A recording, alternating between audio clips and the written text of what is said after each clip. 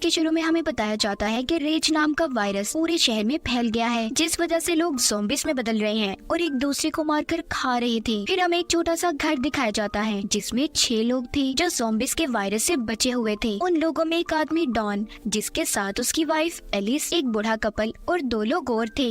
Alice उस घर में बचे हुए सामान से कुछ खाना बना रही थी। डॉन बाहर के हालात देखकर बहुत परेशान था क्योंकि उसने अपने बच्चों को स्कूल ट्रिप पर फ्रांस भेजा हुआ था। दरअसल ये वायरस इसी शहर ब्रिटेन में फैला हुआ था। यही वजह थी कि डॉन के बच्चे इस वायरस से महफूज थे। यहाँ पर सब लोग खाने के टेबल पर बैठे हुए थे। उनके घर में बिल्कुल अंधेरा था। सभी लोग आपस में ना ही बात करते हैं और ना ही किसी किस्म का शोर था। तभी उनका कोई दरवाजा जोर जोर से खटखटाने लगता है। कहता है, मुझे प्लीज अंदर आने दो, दरवाजा खोल दो, मुझे बचाएं। दरअसल ये आवाज 10 साल के छोटे बच्चे की थी। बच्चे की आवाज सुनकर एलिस कहती है कि प्लीज हमें दरवाजा खोलना चाहिए, हम उस बच्चे को अंदर आने देते हैं। जब ये दरवाजा खोलते हैं तो हम देखते हैं बाहर दोपहर थी। इन्होंने बस अपने घर में ही अंधेरा किया हुआ था ताकि कोई ज़ॉम्बी इन्हें देख ना पाए। ये उस बच्चे को अब अंदर कर लेते हैं और खाने के लिए कुछ देते हैं। पूछताछ करने पर बच्चा बताता है कि मेरे मॉम डैड ज़ॉम्बी बन गए और मेरे पीछे पड़े हुए हैं, वो मुझे खाने आ रहे थे।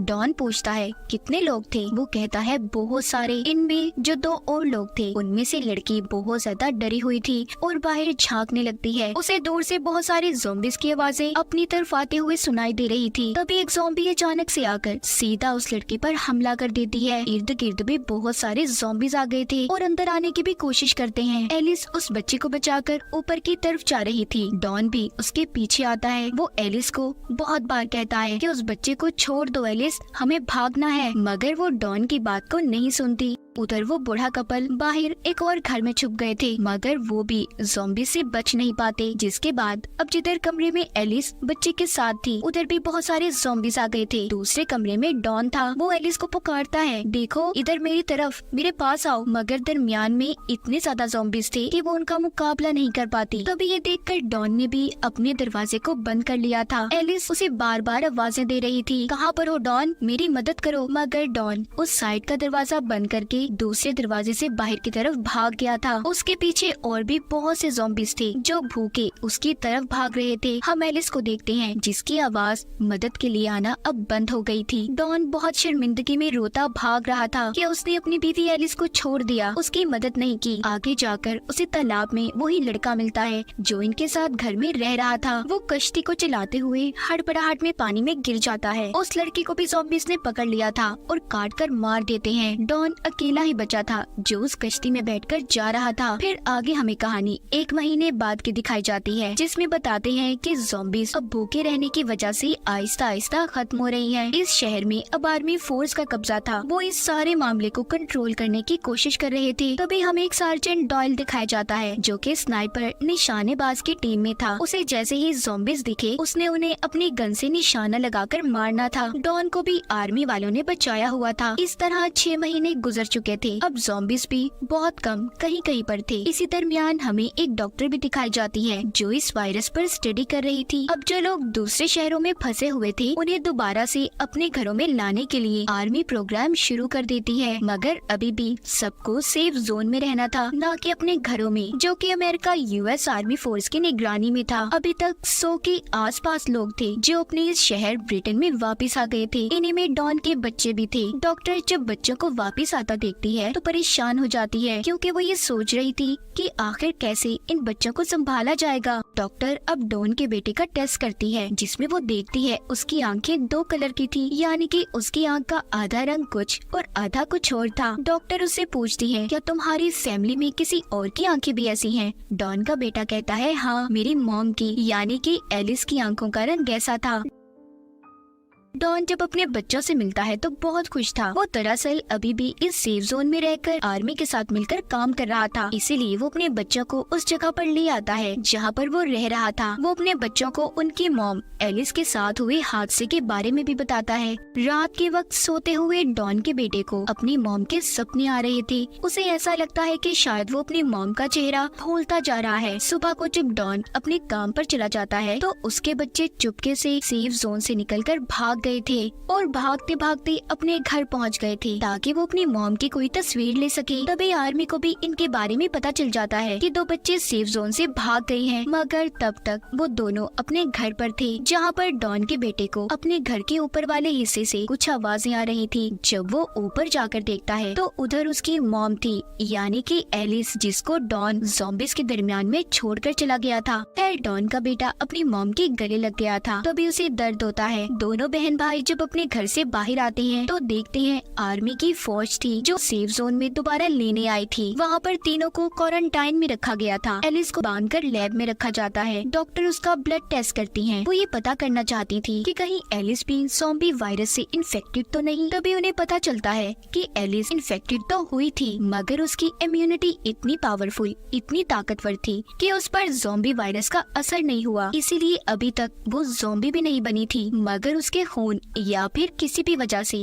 दूसरे लोगों से इन्फेक्टेड हो सकते थे, यानी कि अगर कोई भी इंसान उसके पास रहा तो वो ज़ॉम्बी बन जाएगा। ये सारी बातें सुनकर डॉक्टर की आर्मी जनरल उसे मारने का फैसला करते हैं, क्योंकि उन्हें ऐसा लग रहा था कि एलिस सबके लिए खतरा हो सकती है, ताकि किसी और को एलिस की वजह से कोई नुकसान ना हो। मगर डॉक्टर जनरल को समझाती है कि देखिए एलिस की इम्यूनिटी, उसके जीन्स बहुत अलग हैं, हम उसके खून से वैक्सीन बना सकते हैं। अब जब इन सारी बातों का डॉन को पता चलता है कि उसकी बीवी एलिस जिंदा है, वो अपने बच्चों के पास जाता है, मगर वो उस पर गुस्सा थे। कहते हैं कि डैड, आप तो कह रहे थे कि मॉम मर गई है, ज़ॉम्बी बन गई है, तो वो कैसे जिंदा है? डॉन अपने बच्चों की बातें सुनकर बहुत डरा हुआ था, क्योंकि सच्चाई से वही जानता था कि वो एलिस को छोड़कर भागा था। इसीलिए वो सबसे पहले एलिस के पास जाता है और रोकर उससे माफी मांगता है। अब जैसे ही वो उसके थोड़ा और करीब जाता है, एकदम से चीखता तड़पता है और एकदम से ज़ॉम्बी में बदल गया था। एलिस उसकी ऐसी हालत देखकर मदद के लिए चिल्लाती है, मगर अब वो उसे भी बहुत ही खतरनाक तरीके से नोचकर मार देता है। फिर इसके बाद बाहर जाकर आर्मी के लोगों पर हमला करता है। डॉक्टर डॉन के बच्चों को लेकर सेफ जोन की तरफ भागती है, मगर डॉन सेफ जोन की तरफ भी आ गया था और लोगों की चीखों पुकार सुनकर उस तरफ के दरवाजे को तोड़ने लगता है। डॉन का बेटा उसे देखकर भागता है। एक एसी वेंट में जाकर छुप गया था। नीचे से लोगों की चीखों पुकार की आवाजें आ रही थी। डॉन उन्हें काटकर ज़ॉम्बी बना रहा था। फिर आगे ज़ॉम्बी बनने वाले लोग दूसरे लोगों को ज़ॉम्बी बना रहे थे। हर जगह पर हलचल थी। सभी अपनी जान बचाकर यहाँ से भागना चाहते थे। तभी स्नाइपर्स को भी अलर्ट किया जाता है, मगर उन्हें ये समझने में बहुत मुश्किल हो रही थी कि कौन ज़ॉम्बी है और कौन नहीं। तभी उन सभी को ये ऑर्डर दिया जाता है कि सबको मार दें। ये बात सुनकर उसी स्नाइपर डायल को, जो हमने कहानी के शुरू में देखा, उसे काफी अजीब लगता है, क्योंकि उसे लोगों को बचाना था, उनकी मदद करनी थी, ना कि उन्हें मारना था। वो देखता है कि डॉन के बेटे के आगे एक ज़ॉम्बी आता है, जिसे वो शूट करके मार देता है, मगर उसने डॉन के बेटे को नहीं मारा था, इसीलिए वो अपनी इस ड्यूटी को छोड़ देता है। डॉन के बेटे को एक आदमी अपने साथ कमरे में ले आया था, जहाँ पर बहुत अंधेरा था। उधर ही उसे अपनी बहन और डॉक्टर मिली थी। इनके अलावा यहाँ पर और भी बहुत से लोग थे। बूढ़ी औरत बाहर का नजारा देखकर बहुत परेशान हो जाती है और कहती है कि आखिर ये सब लोगों को क्यों मार रही हैं। तभी यहाँ पर डायल आ जाता है, जो सबको यहाँ से चलने का कहता है, क्योंकि यहाँ पर रुकना खतरे से खाली नहीं था।